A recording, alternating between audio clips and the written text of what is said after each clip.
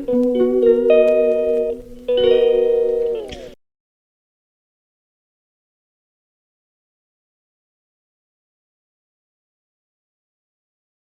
Sunday special appam செய்ய போகிறோம். ஆப்பத்துக்கு தேவையான பொருள் ஒரு பச்சரிசி ஒரு டம்ளரு, புழுங்கரிசி ஒரு டம்ளரு, கொஞ்சம் உளுந்து, கொஞ்சம் வெந்தயம் போட்டு ஒரு 2 மணி நேரம் வச்சு ஊற வச்சு ஆட்டி செய்ய போகிறோம். இப்போ ஆட்டி வச்சுருக்குறோம்.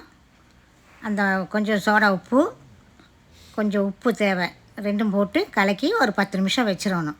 வச்சு இப்படி தண்ணியாட்ட கலக்கி வச்சிடணும். அப்போ ஆப்பம் சுட போகிறோம். குழந்தைகளுக்கு ரொம்ப பிடிக்கும். இப்போ ஆப்பம் சுட போகிறோம். ஆப்பம் செய்ய போகலாம் வாங்க.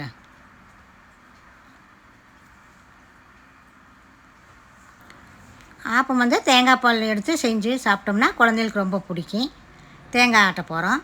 அது கூட 2 ஏலக்காய் போட்டு தேங்காயை நல்லா மிக்சியில் அரைச்சி பால் எடுக்க போகிறோம்.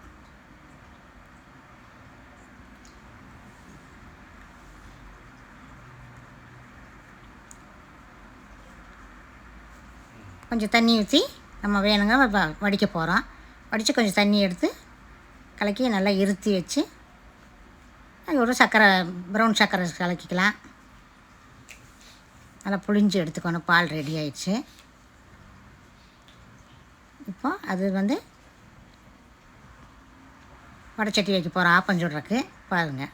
ஆப்பத்துக்கு கல் காஞ்சிருச்சு. ஆப்பம் போட போகிறோம். கல் காஞ்சிருச்சு. இப்போ மாவு ஒரு கரண்டி மாவு போடுறோம்.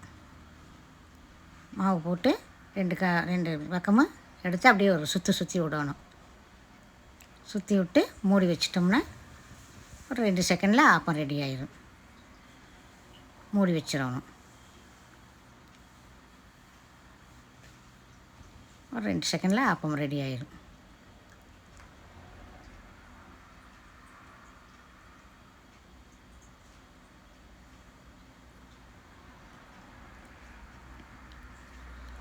இப்போ தேங்காய் பால் ஆப்பம் ரெடி ஆகிடுச்சு. தேங்காய் பால் கொஞ்சம் புளி சட்னி வேணாலும் குழந்தைங்க விருப்பப்பட்டு சாப்பிடுவாங்க. ஒரு தக்காளி, வெங்காயம், கொஞ்சம் ஒரு வரமிளகா, கொஞ்சம் தேங்காய் எண்ணெய் கலக்கி வச்சிட்டோம்னா இந்த ஆப்பத்துக்கு ரொம்ப ருசியாக இருக்கும். தேங்காய் பால், ப்ரௌன் சர்க்கரை, உங்களுக்கு ஒயிட் சர்க்கரை வேணாலும் சேர்த்திக்கலாம். குழந்தைங்க இன்றைக்கி ஞாயிற்றுக்கிழமை வீட்டில் இருக்கனால நல்லா சாப்பிட்லாம். குழந்தைகளுக்கு தேங்காய் பால் அடிக்கடி வாரத்தில் 2 தடவை கொடுத்தா ரொம்ப நல்லா ஹெல்த்தியாக இருக்கும். இது நல்ல சத்தான பொருள். குழந்தைங்க சாப்பிட்லாம். வாங்க பார்க்கலாம். சாப்பிட்லாம்.